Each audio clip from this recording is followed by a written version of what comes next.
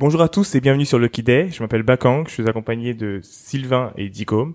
Et aujourd'hui, on reçoit Tristan Defeuillé-Wang. Tristan a vraiment un parcours plutôt atypique. Donc, il est ceinture noire deuxième dan. Il est issu d'une famille de maîtres en arts martiaux.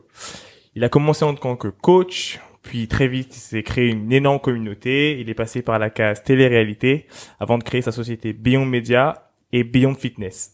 Vous allez voir, du haut de ses 21 ans, il a déjà une vie bien remplie. Tristan, bienvenue. Hey yo, merci de m'accueillir, ça fait super plaisir parce que je vous disais il y a 5 minutes en off d'être là, de vous rencontrer enfin in real life parce que en soi moi je suis votre taf depuis je pense plus longtemps que vous suivez le mien, donc ça fait vraiment plaisir. Du haut de ses 21 ans, parce qu'on a fait un petit brief, on a un peu parlé, il a vécu énormément de choses. Donc on est vite passé par on va vite parler de différentes choses et ce qui est intéressant en fait avec cet épisode, c'est que on va montrer un peu les différentes facettes et surtout comment tu as fait et quel était ton mindset pour créer ta boîte, la stratégie que tu as empruntée d'aller de tel endroit à tel endroit. On va commencer par la genèse. Donc t'es ceinture noire, deuxième dan, tu viens d'une famille de maîtres. Est-ce que tu peux nous raconter ton enfance et ce qui a fait que tu t'es rentré finalement dans les arts martiaux? Yes, ouais, le truc qui est stylé, je pense que ça précise à tous les auditeurs, c'est que on se suit depuis longtemps, mais on sait pas, en fait, on se connaît pas plus que ça. C'est-à-dire que c'est la première fois qu'on se voit en vrai. C'est ça. On a gardé la spontanéité de la chose, donc il risque d'y avoir pas mal de rebondissements. Donc pour répondre à ta question, de base, je suis arrivé sur ce chemin de vie, j'ai envie de dire, dans une famille effectivement de grands maîtres de kung-fu. Mon grand-père est grand maître donc de Hong Gar kung-fu. Donc c'est un style qui je saurais vous dire exactement d'où il vient. Je suis pas bon en histoire, mais je sais que c'est lui qui ouais, c'est ça, l'histoire en général. Je sais que ça vient du bled, donc du Vietnam, et il l'a importé ici. C'est-à-dire qu'il y a vraiment plein de styles différents. Et en gros, c'est le grand maître en France, c'est-à-dire qu'il y a personne au-dessus de lui. Il a importé ça il y a à peu près 40 ans et ils ont dû ouvrir 5-6 clubs en France. Ah, donc ligne directe. Donc ligne directe, ouais. Et c'est pour ça que genre, mon grand-père avait eu 3 filles et un garçon qui a eu du coup un seul fils et je suis le seul entre guillemets héritier, tu vois, un peu de la chose. Et c'est pour ça que quand j'ai débarqué un peu dans cette famille du coup, parce que t'es du coup vietnamien et français. C'est ça, je suis moitié viet, moitié français pour faire simple, parce que c'est un peu une orgie internationale si on remonte vraiment dans les fonds de... De toute façon vous connaissez, hein. Là il va y avoir plus que des hybrides, moi j'appelle ça des tismés dans tous les sens, et c'est bien, je trouve, c'est beau. Bref, et du coup voilà, j'ai grandi avec ma maman jusqu'à 6-7 ans et après j'ai basculé du jour au lendemain du coup chez ma famille paternelle, et là game changer, genre j'avais 2 cultures mais j'en connaissais beaucoup plus une qu'une autre, et là ça a été assez intéressant effectivement de voir le tournant que ça a pris, et de voir que effectivement de passer d'une famille occidentalisée, j'étais avec ma maman, mes deux sœurs, que des femmes. Mais pourquoi t'es passé de l'un à l'autre alors? Du coup parce que j'en viendrai juste après, mais il y a eu quelques soucis qui ont fait que j'ai perdu ma maman quand j'avais 6 ans et demi, 7 ans. Okay. Et du coup j'ai pas trop le choix en fait que d'aller chez papa, alors que j'allais juste tous les week-ends à la base, tu vois. Ouais. Et vu que mon père bossait beaucoup, je voulais même pas vraiment y aller en fait, parce que j'étais là avec mes sœurs, tu sais quand t'es petit tu penses qu'à jouer, tu vois, donc j'aimais trop mon papa, mais il était pas souvent là, donc j'étais là en mode relou. Donc et voilà, du coup j'ai grandi assez ça a été assez spécial dans le sens où j'ai débarqué d'une famille très française à une famille très asiate, très typée en fait, et comme vous le savez, moi j'appelle ça les blédards en fait, que ce soit les Renois, les Asiates, les Rebeux, il y a des valeurs qui sont différentes, il y a des principes d'éducation qui sont différents. À la fois mon père me laissait un peu faire tout ce que je voulais dans le sens liberté et tout ça, parce qu'il voulait que j'apprenne par l'expérience, donc il me disait vas-y, va te battre, tu vois, si t'as envie de te battre, va faire ce que tu veux faire, et puis la vie elle t'apprendra, tu vois, par l'expérience. On a des coups. Et je pense que c'est comme ça que j'élèverai mes gosses par la suite, parce que ça me parlait énormément, tu vois. Ouais. Et de l'autre côté, j'avais le grand-père, donc avec la grand-mère qui était très en mode papy, qui vient du bled, qui a 75 ans, qui est grand maître de kung-fu, qui a des centaines de disciples qui s'agenouillent devant lui, tu vois, quand il fait des stages ou quoi. Et moi, c'était mon papy, tu vois. Donc déjà, fallait faire la distinction dans les arts martiaux entre le fait que mon papy, c'était mon papy à la maison, mais théoriquement le grand maître à l'école. Et le fait que moi j'étais jeune, j'ai grandi avec tout ça, avec un peu du coup la culture française à côté, la culture blédarde de l'autre, côté très strict, mais aussi côté très liberté, du coup je savais pas trop, tu vois. C'était un peu chaud. Et voilà, en version brève. Comment tu l'as géré justement ça alors, du coup, comment tu t'es adapté chez ton papy du coup, et comment t'as commencé à faire des arts martiaux? Alors les arts martiaux, en fait, on m'a pas trop laissé le choix, dans le sens où j'ai débarqué. Ils t'ont imposé? Ouais, ils me l'ont imposé, mais d'une manière en mode papy est grand maître, papa est maître. En fait, toi, tu seras juste l'héritier, et inconsciemment, ils m'ont mis en fait la pression entre guillemets sur les épaules en mode bah c'est juste normal que tu prennes la relève, tu vois. Ouais, ok. Et du coup bah c'est juste normal qu'à 7 ans quand tu viennes vivre avec nous, bah on te foute au kung-fu et je la remercie grave parce que ça a changé ma vie. Mais effectivement, c'est pas moi qui de mon plein gré a dit vas-y, je vais m'y mettre, tu vois. Je veux le faire. De toute façon, tu sais, t'as presque même pas conscience que t'existes à cet âge-là, donc juste tu suis ce que papa il te dit parce que c'est tout en fait. Donc voilà, c'est ce que j'avais dit à Ninja Warrior parce que j'ai fait ça effectivement il y a 2-3 ans et je leur avais dit je suis un peu né avec un nunchaku dans les mains dans le sens où j'ai pas trop eu le choix. Ouais. Mais vraiment cool, vraiment formateur et du coup bah ma passion du sport qui a fait que par la suite j'ai choisi de m'orienter vers tout le côté coaching qui était mon premier job avec le mannequinat et a découlé directement des arts martiaux. J'avais un problème avec l'autorité, avec la hiérarchie en général. C'est-à-dire que j'aimais pas qu'on me dise tu fais ça et tu te tais et tu t'agenouilles et tu baisses les yeux quand on te regarde. Tu réfléchis pas. J'ai toujours eu un problème avec ça. Mais quand t'es petit, tu sais pas qui tu es. Du coup, bah, peut-être tu fermes ta bouche quand on te dit de faire un truc. Mais j'ai senti que tu vois, ça me titille un peu. Ça pique un peu l'ego. Ça piquait un peu. Mais c'est bien, ça m'a beaucoup appris à la fermer, alors que maintenant je suis dans le mood totalement inverse. Maintenant je dis ce que je veux, où je veux, à qui je veux, quand je veux, et c'est totalement l'inverse. Donc c'est bien d'être passé par cette phase-là très stricte et très carrée, tu vois. Donc voilà, que ce soit le respect de la hiérarchie, que ce soit le dépassement de soi, que ce soit l'apprentissage qui est tatoué sur mon poignet gauche, genre c'est un des premiers tatouages que j'ai fait, c'est marqué Still Learning, et c'est tout simplement le fait que genre j'ai toujours voulu apprendre plein de choses et ça s'est ressenti voilà, t'es là. Et donc ouais, ça m'a appris vraiment plein de trucs, mais on va dire que je suis pas allé de mon plein gré, mais vu tout ce que ça a permis créer, d'apprendre par la suite, je suis super grateful. Avec le recul, t'es vraiment très reconnaissant. Ah oui, de ouf. Et en vrai, je suis reconnaissant de tout ce qui m'est arrivé et c'est assez particulier parce que même à Ninja Warrior, je leur avais dit ça, c'était tellement fort qu'ils l'ont pas diffusé. Ils voulaient un moment un peu émotion ou quoi parce que tu vois, genre j'avais eu 3 minutes d'audience, première ouverture de l'émission, 3 minutes d'audience sur TF1, c'est énorme. Et en fait, ils voulaient grave accentuer le fait que voilà, l'histoire un peu tragique, tu sais, ma vie c'est un peu un film, genre quand tu regardes déjà dès le début, tu vois. Et ils voulaient trop un côté un peu emotional, tu vois. Du coup, à la fin, ils m'ont posé une question en mode yo, c'était pas trop dur de perdre ta mère et vivre un peu comme ça, et je leur ai dit en fait c'est à la fois la pire des choses qui me sont arrivées, à la fois la meilleure, tu vois. Et c'était tellement fort qu'ils l'ont pas compris, tu vois, ils l'ont même pas diffusé parce qu'ils se sont dit ouais mais non en fait on peut pas dire ça, on peut pas laisser ça, tu vois. Est-ce que justement tu peux nous en dire plus comment ça a été un élément déclencheur, si tu veux en parler, ce qui s'est passé Bien sûr. Et après comment ça a influencé finalement ton mental pour toujours dépasser finalement tes limites. En fait, moi je pars du principe que everything happens for a reason. Il risque d'y avoir beaucoup de franglais parce que j'ai un peu une mentalité US et je suis assez connu pour ça sur les réseaux, donc vous en faites pas si ça bifurque. D'ailleurs, everything happens for a good reason. Dédicace à Sophie Trem qui dit ça énormément dans la Good Mood Class. Voilà, donc petite dédicace à toi. Salut Sophie. Dédicace Sophie, j'ai la voir. Pour moi, il y a pas d'événement négatif, il y a pas de malheur. On est dans une société où c'est trop facile de se plaindre pour tout. Genre les gens ils se plaignent beaucoup trop. En fait, ils ont le contrôle de tout et il y a un proverbe que j'aime beaucoup qui dit life is 10% what happens to us and 90% how we react to it.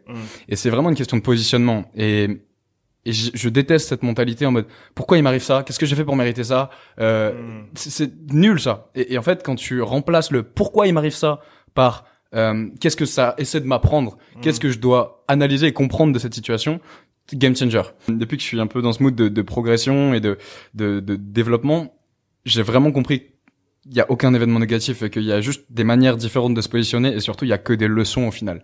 Et je pense que c'est le meilleur moyen d'apprendre. On apprend par l'échec. On apprend par l'échec premièrement, mais je pense surtout qu'on apprend par la douleur. Parce qu'un échec, si t'as pas envie de le voir comme un échec, tu vois pas la leçon, tu l'apprends pas. Une douleur, que tu le veux ou pas, c'est une information. Et l'information, elle est là. Maintenant, moi je sais que j'ai pris cher dans plein de sens. J'ai pris cher sentimentalement, j'ai pris cher familialement parlant, excusez-moi du terme.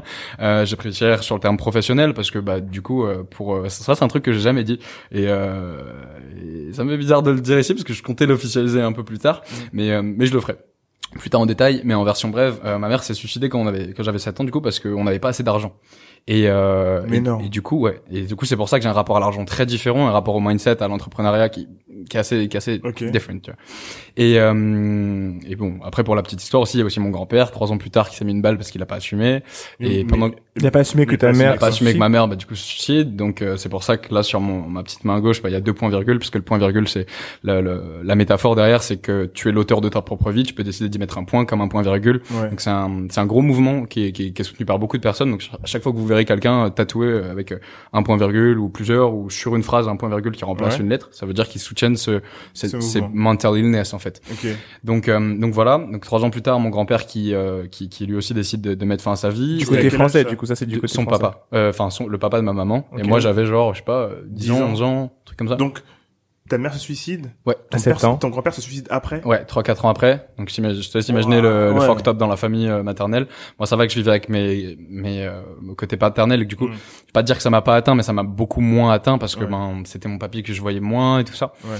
Et bon, peu de temps après, du coup, pour finir sur cette lignée-là, il y a ma grand-mère maternelle qui du coup était ma deuxième maman, qui est partie pour des tests à l'hôpital très classiques et qui est juste jamais revenue parce que les mecs ont fait de la merde et ont dosé trop haut la morphine et l'ont Elle est laissé morte. enfin en gros en gros tu vois, elle est partie et ils ont réussi à lui faire se casser le col du fémur là-bas. Genre tu laisses une grand-mère de 80 ans se balader à 3 heures du mat dans les couloirs toute seule, tu vois. Ouais. Donc ça montre un peu le niveau de Ouais. smart, d'intelligence des stagiaires qui s'occupaient d'elle. Bref, et du coup, je perds ma grand-mère qui était ma deuxième maman pendant que je passais le bac et je venais de me faire plaquer par ma meuf de l'époque. Ça faisait 1 an et demi qu'on était ensemble et pour moi elle m'avait trompé. Enfin bref, donc en Ouais. plus j'étais vraiment dans un bad mood de base, tu vois.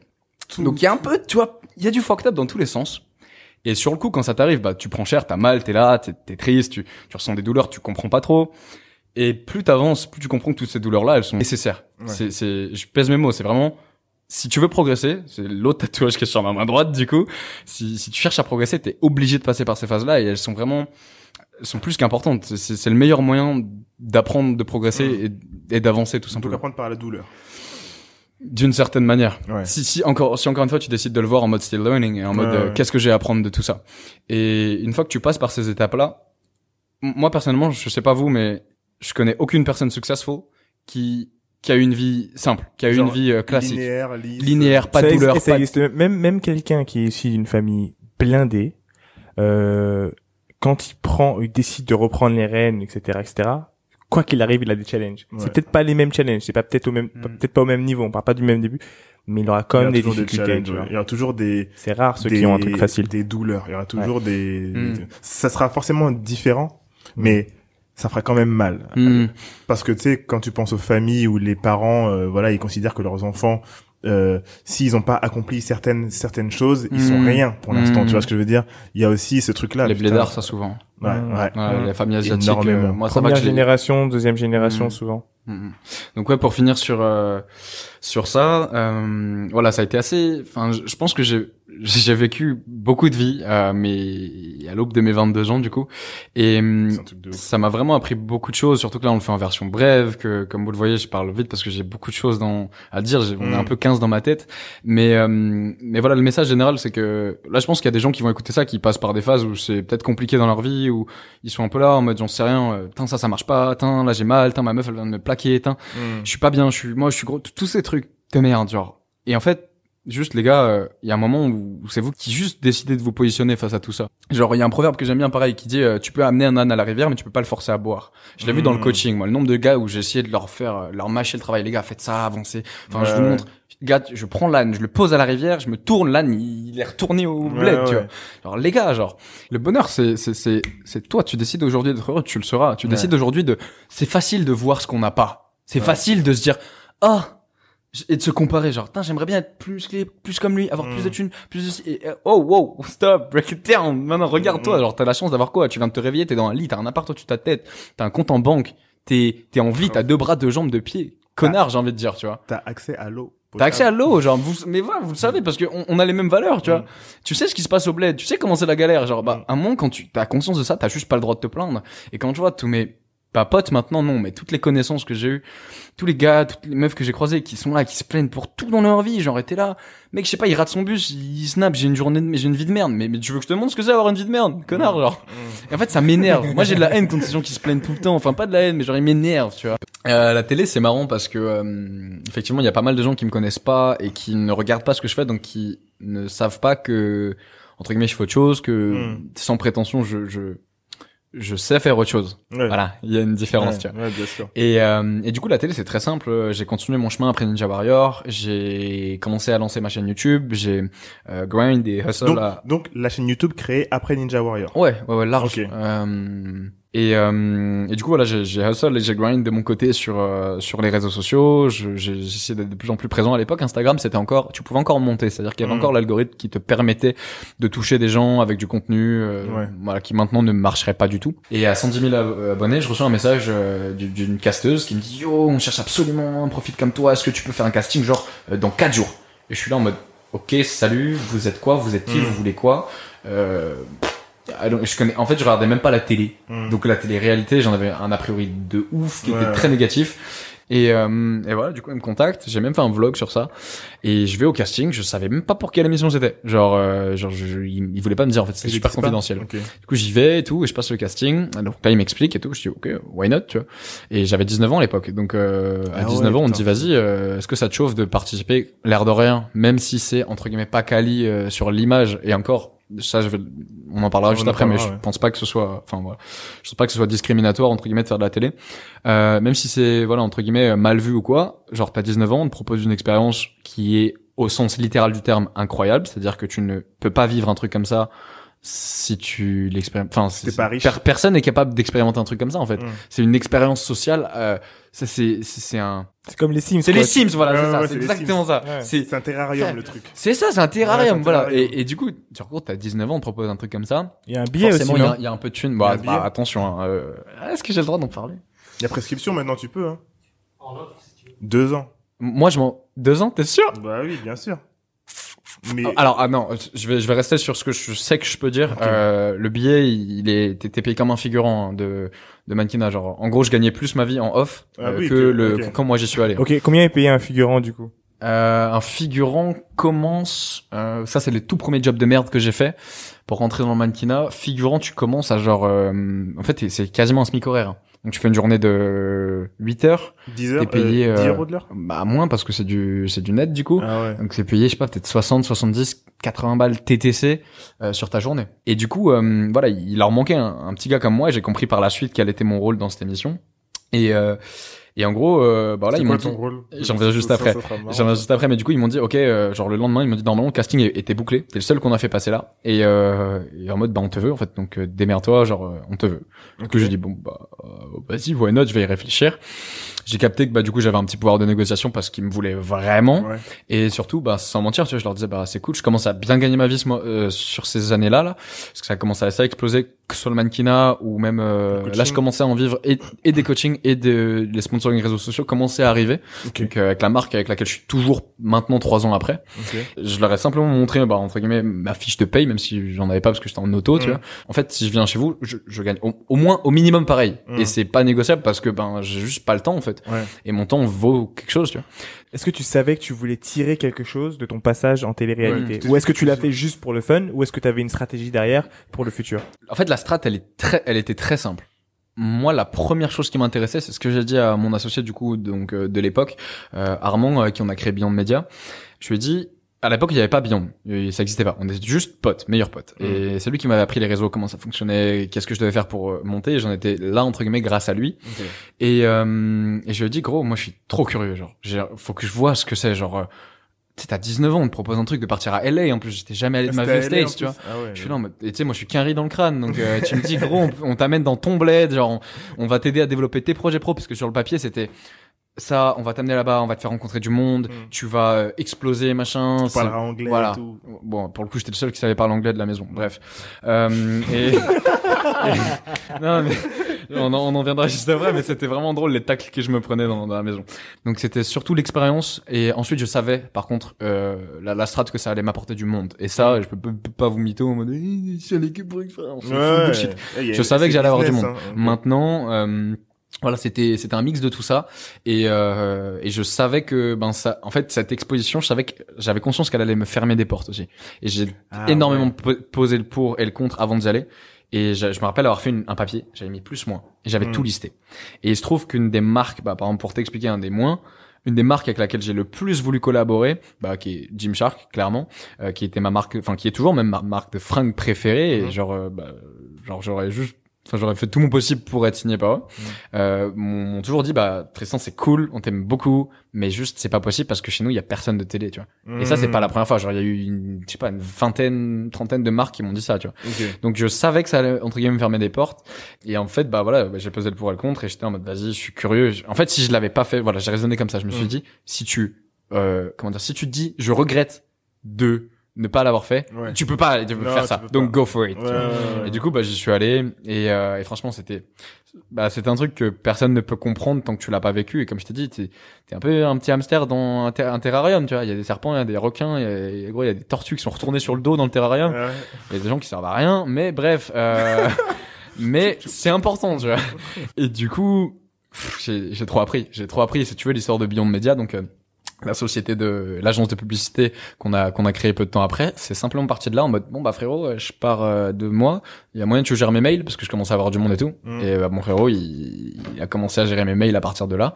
Et quand je suis revenu, forcément j'avais plus de contacts, je commençais à être de plus en plus dans le game entre guillemets. Et petit à petit j'ai fait rentrer ma meilleure pote de l'époque, sous le management de mon ami à la base, plus une copine, plus un pote. Dans la télé-réalité? Dans le management, genre en fait, tu sais, on s'occupait tout simplement de Armand, du coup, gérait tout simplement les intérêts commerciaux, donc les miens. Il gérait mes mails, c'était un peu mon agent en fait, si tu veux. Et petit à petit, ma pote, un pote, une copine, ma petite copine, boum boum boum. Donc ils sont rentrés dans votre agence. C'était pas encore une agence, c'était mon pote qui manageait en fait à l'époque, tu vois. D'accord. Donc le côté business, il est arrivé déjà là. À ce moment-là, il y avait zéro Beyond en question. Il y avait lui, il faisait des trucs de son côté, il était community manager pour plusieurs marques et on avait bossé ensemble pour Badoo à l'époque. On avait apporté genre 75 000 abonnés à Badoo, mais tu sais, c'était en mode moi j'animais la page, lui faisait le CM et tous les deux on avait réussi à faire monter le compte, mais il y avait rien de posé. Et lui il allait partir d'un truc totalement différent et moi dans un truc aussi totalement différent. Et en fait, l'épisode des anges a fait que il a managé les mails et tout ça qui ont fait que petit à petit il y a eu du monde qui est rentré, qui ont fait qu'un jour il m'a dit gros, il y a trop de gens. Qu'est-ce qu'on fait? On s'est posé, on a dit vas-y, go, continue sur cette lancée. Mais c'était pas du tout le business model qui était prévu au début. Il y avait même pas de business model au début. C'était organique. C'est intéressant, c'était organique, ouais. Ouais. Et en fait, quand tu fais les choses sans intérêt dès le début, je pense que c'est là où c'est le plus sain. C'est comme genre si j'étais venu sur les réseaux avec l'intention de s'épaire dès le début, je pense que ça aurait pas été sain. Et je pense que ça aurait été. Il y a beaucoup de gens maintenant qui, tu vois, ils voient ça brille un peu les réseaux sociaux et tout. Et t'as des gars, ils arrivent, ouais, je suis agent 2, ouais, je suis youtubeur, je vis de ma passion. Genre, vous êtes juste attirés par la lueur. Et les mecs qui ont le plus réussi.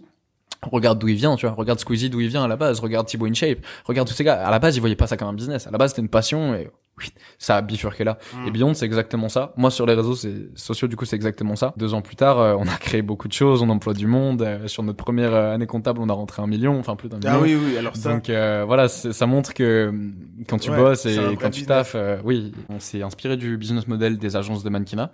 Et on s'est tout simplement dit, en fait, il y a plein de gens. On voyait plein d'agences pop et il y avait beaucoup trop de gens qui étaient, pas malveillants, mais qui douillait un peu, tu vois. Genre, moi, je sais qu'on m'a déjà margé énormément dessus, et quand je demandais, tu sais, juste à avoir des contrats, ou à voir ce qui se passe, à savoir, tu sais, de manière honnête, aucun problème, prenez de la thune sur moi, juste dites-moi combien, que je sache un peu, voilà, transparence. Zéro. Mais genre, vraiment, zéro. Et c'était même pas de la transparence, c'était du mensonge. Je te regardais dans les yeux, t'inquiète, je prends 10%, et derrière, le contrat que je vois passer, c'est marrant, il y a 60% de marge, bâtard, tu vois. Et ça, je me suis dit, pareil, j'ai eu une haine un peu contre tous ces gens-là, et j'ai dit à mon frérot, frère, faut qu'on soit à l'inverse de ça, genre. Et je dis, tu vois, parce que à l'époque ça me saoulait, à l'époque ça m'atteignait, à l'époque je gagnais pas trop d'argent, tu vois. Du coup, je commençais à gagner, mais chaque euro, vu que je partais de la Hesse, c'était important, tu vois. Oui, parce qu'à noter, j'étais boursier échelon max. Donc, max, gros, tu vois. Et donc, chaque dizaine d'euros, pour moi, c'était important. Et quand, sur un contrat à 2000 balles, je me faisais bouffer 60%, j'avais mal, tu vois. Du coup, j'avais de la haine. Normal. Et du coup, j'ai dit, vas-y, il faut pas être comme eux, genre. Et du coup, on a développé l'inverse. Genre, on s'est dit, ok, go être full transparent avec les influx. Et go, en fait, tous leur expliquer comment ça marche et développer le business model du mannequinat. Donc, en gros, voilà, t'es là, il y a des mannequins, donc des influenceurs à l'heure actuelle, qui sont dans une agence, donc nous, dont on représente leurs intérêts commerciaux vis-à-vis des clients qu'on a. Donc, à les l'époque, marques. on voit les marques, et à l'époque, on commençait à bosser, donc je t'ai dit avec Badoo, on a bossé, enfin maintenant, la liste est juste beaucoup trop longue, mais à l'époque, je crois que les premiers, ça a été Badoo et 2-3 chaînes de restauration. Bref. Ah, donc c'est de l'influence, c'était du CM. Au lifestyle. tout début, c'était juste du CM, et en fait, c'était des contacts que moi j'avais dans ma boîte mail, parce qu'ils me venaient, ils me contactaient pour des OP, et du coup, ça faisait quand même une base de clients à potentiellement pouvoir exploiter. Du coup, Armand s'est mis à 100% dessus. Du coup, Armand s'est mis à 100% dessus, et surtout, on s'est posé, on s'est dit, qu'est-ce qu'on fait, tu vois.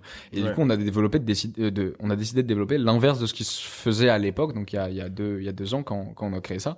Et c'était full transparence. On explique aux gens que nous, on va pas changer leur vie, genre, on peut pas, tu sais, nous, le but, c'est juste de proposer, de proposer leur service à travers des clients. On est transparent sur les marges, on crée une vraie relation de confiance, on les aide à se développer, ils nous aident aussi à se développer. Ouais. On marge sur ce qu'ils gagnent, donc plus ils gagnent, mieux c'est pour nous. Et en même temps, on développe surtout le community management et tout l'aspect, parce qu'en fait, il y a 2 voire 3 axes dans Beyond. Il y a tout le côté influence, tout le côté CM, et à la base tout le côté consulting qu'on fait de moins en moins pour se concentrer sur ces 2 premiers. Et en gros, voilà, vu qu'on avait des clients en CM et que on montait on aidait des boîtes à se développer et tout avec ça, des campagnes et tout, elles avaient besoin d'un flux, tu vois. Donc en fait, on a juste fait le lien entre les deux. Et en version brève, voilà comment Beyond Media du coup s'est créé. Et à l'heure actuelle, on représente plus d'une 50aine d'influenceurs en exclu. On bosse avec une petite centaine, donc à qui on propose régulièrement du taf, et on a vraiment toutes les marques que vous avez vues placer sur Instagram, sur YouTube ou quoi, ça fait tout non, c'est pas nous tout, mais je veux dire, c'est nos clients entre guillemets d'une certaine manière. Ton activité principale, c'est l'agence? Non, justement. Non, okay.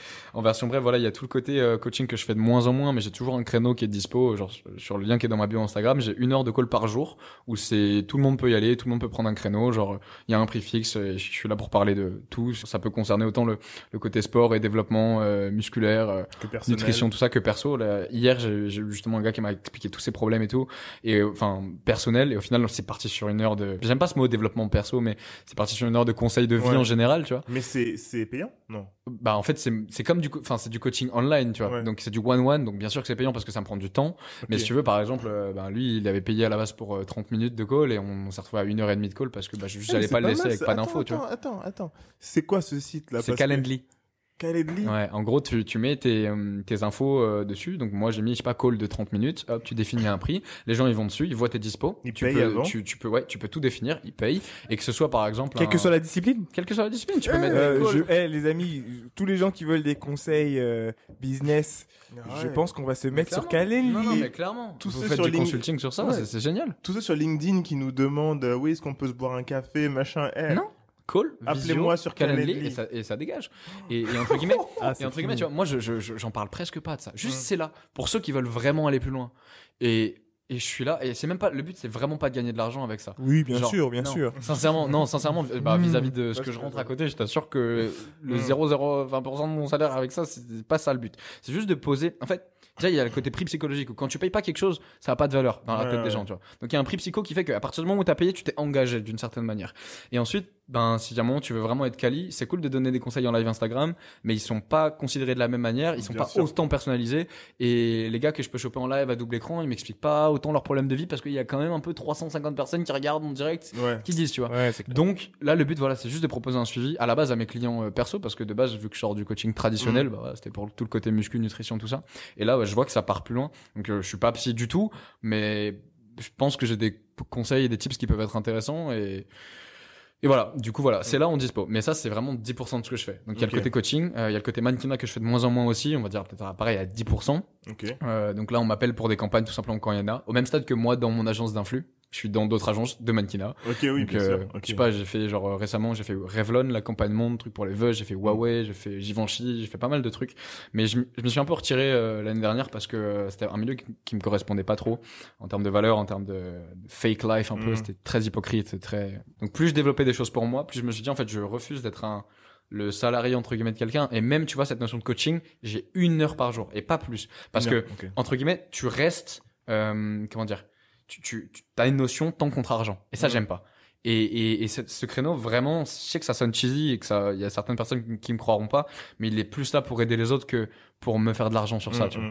Et là, mon but, voilà, avec ça, c'est juste help, tu vois. C'est la six keys of d'Arnold Schwarzenegger, des keys to success. C'est give something back. Okay. Et c'est ma manière de give something back, quelque chose de vraiment personnalisé, en sachant que tous les jours, enfin non, j'abuse, mais pas toutes les semaines, je dois être en live 2-3 fois par semaine sur Insta, et que quand je peux donner du contenu gratuit, c'est ce que je fais avec YouTube, avec Insta, avec tous mes réseaux, je le fais avec plaisir, tu vois. Et jamais je te dis, tu me poses une question, vas-y, viens, on paye. Jamais de la vie, tu vois. Okay. Mon temps, il est décomposé comme ça. 10% de coaching, 10% de mannequinat, peut-être 20%, donc sur Beyond Fitness, qui est une boîte que j'ai créée, après Beyond. Comme tu vois, j'aimais bien ce mot. Beyond Fitness, ok. Beyond Fitness, le fait d'aller plus loin, le fait d'aller Beyond. Pour ceux qui ont la ref, Beyond Meat? Non. Ceux qui ont la ref, c'est Buzz l'éclair, To the Stars and Beyond, un truc comme ça, Beyond Infinity. Donc voilà. Dans Toy Story. 20% Beyond Fitness, qui est tout simplement une boîte où on a centralisé les coachings qu'on avait avec mon associé avec qui on a écrit le livre, donc qui est Will, une personne dont j'ai pas encore parlé, mais qui a changé ma vie. Et là, le but, c'est, voilà, on doit avoir peut-être 400, 500 personnes sur nos programmes. Et en fait, on propose des programmes qui sont vraiment personnalisés. C'est-à-dire qu'à l'heure actuelle, tout le monde te vend des PDF, où c'est la même chose. Vous prenez tous les 3 programmes, c'est le même. À la limite, il y a un exo qui change. Et nous, on était là en mode, on va aller beyond encore une fois. Et on a une approche totalement différente vis-à-vis des sciences du sport, de l'entraînement, du métabolisme. Et étant donné que moi, mes vrais diplômes à la base sont dans le sport, parce que, moi, je vous l'ai pas dit, mais j'ai passé 2 diplômes dans le sport en parallèle du mannequinat, des études et tout ça. J'ai un bac plus 2 en mode de ce métier de la forme, et j'ai un autre diplôme online qui m'a apporté énormément de choses, qui s'appelle Bayesian Bodybuilding. Et mais ça, c'est le truc d'Antoine Fonbonne. D'Antoine. Exactement. Antoine, il travaille avec nous chez Abercrombie, hein. D'accord. Stylé, ok, bah voilà. Alors, on lui passe un petit coucou à Antoine. Voilà, tu vois, par exemple, Antoine, c'est un de mes frérots, parce que c'est quelqu'un que j'aime énormément, et c'est un influenceur de mon agence. Ok. Tu vois le bail?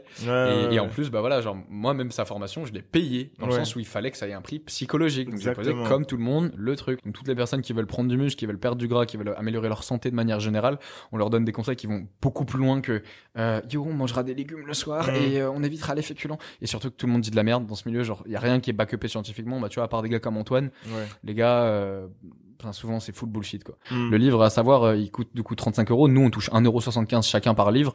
Donc, on n'a pas fait ça pour l'argent. Ça m'a pris 1 an de ma vie à écrire ce livre. C'est le projet sur lequel j'ai le plus bossé. Et le but, c'est d'apporter du contenu. C'est dur de vendre un livre, entre guillemets. Moi, en plus, je suis habitué aux chiffres des réseaux sociaux. Je suis habitué aux likes, aux commentaires. Je sais pas, je dois faire peut-être 24 millions de vues sur YouTube. Et c'est cool. Mais vendre un livre, c'est pas pareil. C'est pas pareil. Et les gens qui te suivent, c'est cool, mais c'est pas parce qu'ils suivent qu'ils vont acheter ton livre. Exactement. Tout le monde sait que j'ai sorti un livre. Quel pourcentage des gens l'ont acheté? 0,001%. Ceux qui suivent vraiment, ceux qui, tu vois. C'est ouf. C'est frustrant. C'est très frustrant. Mais je pense que c'est là où tu te rends compte, ça te permet aussi d'identifier tes die-hard fans. Exactement. Et en fait, et ça dépasse même ça te permet d'identifier les gens qui sont vraiment, parce que finalement c'est une valeur ajoutée, enfin, c'est de la valeur ce que tu donnes ça segmente les gens. Exactement, en fait, genre, tu vois, pourquoi ils te suivent. Et c'est cool d'être beau gosse, d'avoir des abdos sur Insta, tu vois. Maintenant, pourquoi les gens ils te suivent et qu'est-ce que t'apportes comme valeur ajoutée. Donc voilà, en version bref, il y a Beyond Fitness pour tous ceux qui veulent aller plus loin, optimiser leur performance musculaire. Et là, du coup, il reste 60%, et ces 60% là, ils sont consacrés à tout ce qui va toucher de près ou de loin à moi en tant que personne physique. Donc là, tout ce qui va être youtubeur, tout ce qui va être Instagrammeur et tout ça, donc tout ce qui me touche touche à mon image. Personal branding. Ouais, et plus sur les réseaux sociaux. Donc voilà, que ce soit la mise en avant des marques personnellement avec lesquelles je suis très très chiant, c'est-à-dire que je bosse avec très peu de marques, et mon sponsor qui est là depuis 3 ans par exemple, je change pas tous les mois parce qu'on me propose un billet plus haut à côté, et Dieu sait qu'on me le propose. Donc voilà, il y a tout ce côté influence, j'ai envie de dire, en général en tant que personne physique. Et là, mon main focus c'est YouTube. Donc là, vous allez me voir éclater le YouTube game d'ici les prochains mois, prochaines années.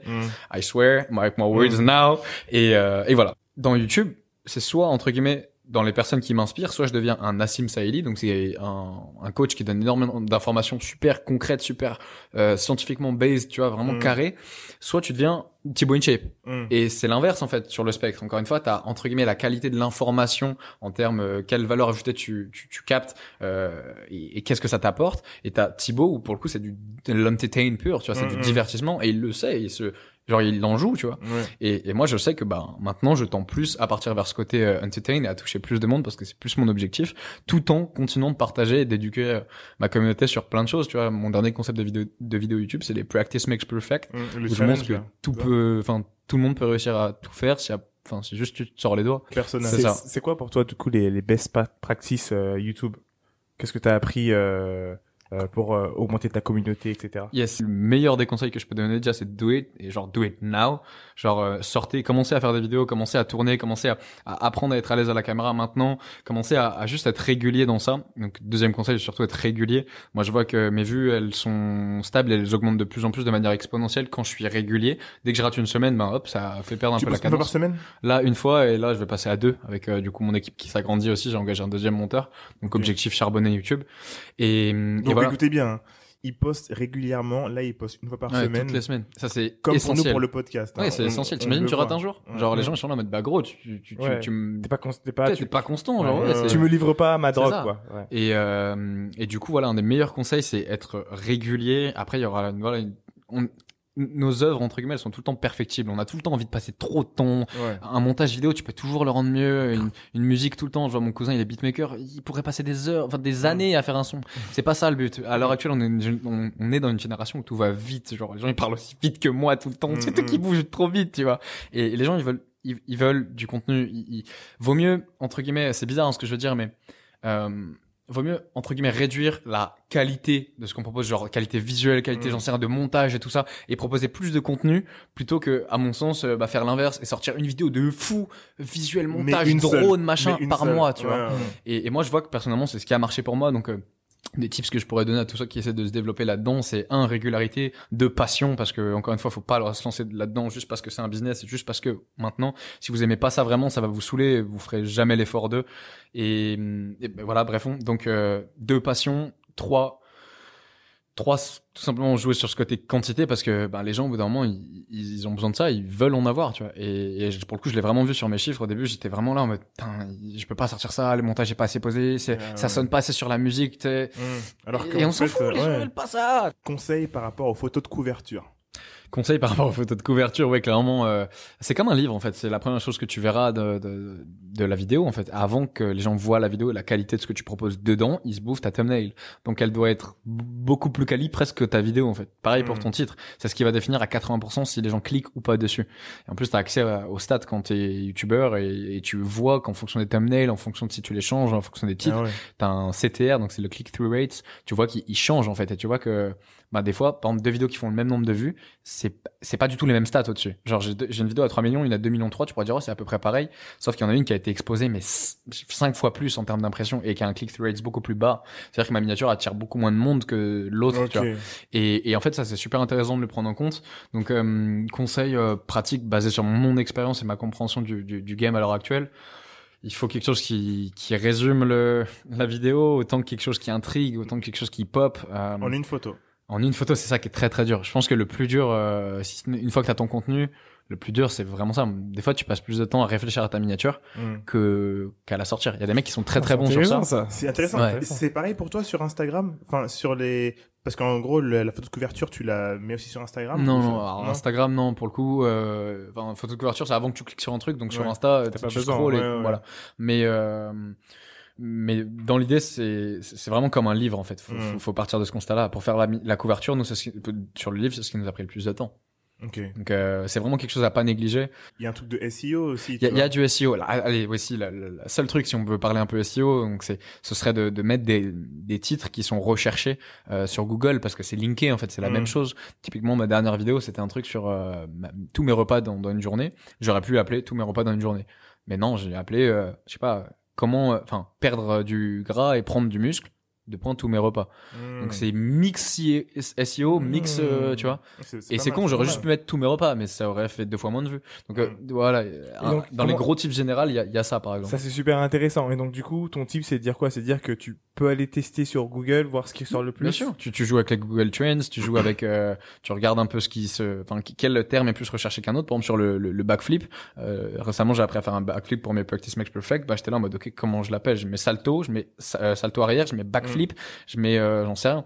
Et ça tu regardes sur Google Trends par exemple, c'est un outil que j'utilise beaucoup et dessus tu vois exactement les recherches et c'est tout simplement plus simple à capter. Après voilà, il y a pas de règle universelle. C'est comme le contenu, genre si on me dit OK, plus du contenu long, du court, le montage comment ça marche. T'as des mecs comme From Human to God par exemple, qui est un YouTuber muscu, qui font 1 demi-heure de vidéo sans cut, sans montage, sans musique, sans rien. Juste le mec il a une personnalité et Et sa communauté, elle kiffe ça. Genre, il est assez fort pour parler. Il est assez fort pour parler pendant une demi-heure et il fait zéro montage. Donc lui, en plus, en termes de coût de montage, rien, il tourne, c'est fini, tu vois. Nickel. À l'inverse, t'as moi, où moi j'essaie d'avoir un dynamisme de fou dans mes vidéos. J'ai 2 monteurs du coup. Ça me coûte de l'argent, du temps, parce que monter une vidéo, ben c'est long, tu vois. Ça te rapporte de l'argent du coup, dans un sens ou dans un autre. Ça te YouTube, rapporte bien sûr, ça rapporte de l'argent. Après, attention, genre avant de faire de l'argent avec YouTube purement et durement, faut être chaud. Ouais. Moi, Là, si on lisse mes revenus depuis le début de YouTube sur l'année, en comptant les ups and downs, je sais pas, c'est 300 € par mois. Et il y a 2 monteurs à payer derrière. Tu vois. Donc tu captes le game. YouTube, pareil, c'est comme un livre. Les gars, si vous voulez de la thune, faites pas du YouTube, genre. YouTube, c'est autre chose. YouTube, tu apportes du contenu. C'est de la visibilité. La visibilité pour ton personal branding. Pour ton personal branding, bien sûr. Autre que ça. Et après, voilà, si tu commences à taper dans la sphère haute du YouTube game et que tu commences à faire de plus en plus de vues, clairement, tu peux commencer en vie si tu commences à faire, je sais pas, plus de 2-3 millions de vues mensuelles. Là, tu peux commencer à vraiment vivre. Mais faut les faire, ces vues. Et les vidéos, elles te coûtent, enfin, je sais pas, t'imagines, moi, je suis allé au ski, je suis allé au surf, je suis allé, je sais pas, faut le payer aussi, tout ça. Donc, au final, quand tu fais la part des choses, il te reste pas énormément, tu vois. T'investis. C'est ça, c'est du en fait, YouTube, c'est ça, c'est le très très long terme. Parce que selon moi, c'est la plateforme qui va le plus perf sur le long terme. On a TikTok qui explose maintenant, qui, à mon sens, prendra Instagram d'ici les 5 prochaines années. T'as un TikTok, toi? J'ai un TikTok, il est pas actif, mais c'est en prévision, là. Parce que clairement, il est en train de tout exploser, ce réseau, et on se fout de sa gueule au même stade qu'on se foutait de la gueule d'Instagram il y a 6 ans, tu vois. Et clairement, pour moi, c'est le prochain réseau. C'est le prochain réseau qui serait capable de détrôner Instagram. Je pense que le TikTok qui arrive, ça veut dire, en fait, adaptez-vous, tu vois. Adaptez-vous, et pour moi, ceux qui resteront dans ce game, les meilleurs, l'intelligence, c'est le fait de s'adapter en toutes circonstances. C'est ça, pour moi, la définition de l'intelligence pure, et dans ce game-là, tout est éphémère. Tout peut s'arrêter du jour au lendemain. Et pour moi, les meilleurs, ils resteront là parce qu'ils s'adapteront. Et tu vois des gars comme Thibaut InShape, ben voilà, Thibaut, meilleur exemple de work ethic, meilleur exemple de mec qui a tout compris dans ce game-là, tu vois. Il est sur toutes les plateformes, tu le vois à sa tête tout le temps, partout. Il te vend des serviettes de sport autant que des protéines, autant que il a une salle de sport, autant qu'il est sur TikTok, Snapchat, Instagram, Twitter. Il est partout. Oui, il a tout capté. Voilà. Toute dernière question, est-ce que tu as 1 ou 2 livres à recommander? Qu'est-ce que tu lis? Qu'est-ce qui t'a inspiré? T'as parlé de Bruce Lee tout à l'heure. Qu'est-ce qui t'inspire? Ça peut être livre, podcast, ce que tu veux. Ouais, je pense Bruce Lee, c'est intéressant. Du Gary Vee dans le game actuel, c'est intéressant. Selon moi, j'ai lu un livre qui était stylé, qui était la 25e heure. C'était fait par des Français, j'aurais pas leur nom là, mais c'est le seul livre que j'ai lu one shot, où du coup, ça t'apprenait à optimiser ta productivité de manière générale, parce que j'aime trop. Enfin, j'ai un rapport au temps très spécial et j'aime bien optimiser mon temps. Redonne-nous le nom de ton livre, comme ça. Le livre, ça s'appelle tout simplement Les mensonges du fitness. Il est dispo un peu de partout, Fnac, Cultura, des sites Leclerc, surtout sur Amazon si vous le voulez là demain chez vous, ce sera plus simple. Mais voilà, dans l'idée, on aborde 64 idées reçues tant sur la nutrition que sur le sport, que sur le mode de vie. On parle autant du fait que, j'en sais rien, le sucre ne fait pas grossir, que certains acides gras qu'on vous dit essentiels, genre les oméga 3 depuis le début, ne le sont pas, voire sont problématiques. Que j'en sais rien, la viande c'est cancérigène, que le jeûne c'est bien, que le véganisme c'est génial, que le sommeil c'est pas trop important. Bref, tout ça, on aborde vraiment tout, et plus un côté muscu qui vous permettra de comprendre aussi, voilà, quels sont les tips à faire pour être plus musclé, moins gras, et en meilleure santé. Tu peux nous donner un peu les réseaux sur lesquels on peut te retrouver? Yes, en version brève, c'est super simple. Si vous mettez Tristan n'importe où, que ce soit sur Instagram, YouTube, j'utilise pas trop les autres réseaux, c'est surtout Insta, YouTube, vous devriez me trouver, et sinon c'est mon petit nom complet, donc Tristan Defeuille-Vang. Mais en principe, si je suis bien référencé, si je fais bien mon taf, à Tristan, ça devrait passer. Ok, donc Tristan, ça passe, et sinon, Tristan Defeuille-Vang. Et nous, vous pouvez nous retrouver sur Instagram, at Lucky Day, This is Lucky Day, bientôt sur YouTube, et sur toutes les plateformes de podcast. Laissez-nous des commentaires, commentez, abonnez-vous et mettez-nous des étoiles. Ça nous aide sur Apple Podcast, ça nous aide vraiment à propager un peu notre message et à donner plus d'informations aux gens qui nous écoutent. Putain, ça va, il y a pas que les youtubeurs qui m'ont dit des likes et des commentaires. Allez, merci pour tous les gars, j'espère que ça vous aura servi. Ouais, merci. Enjoy. Salut. Ciao.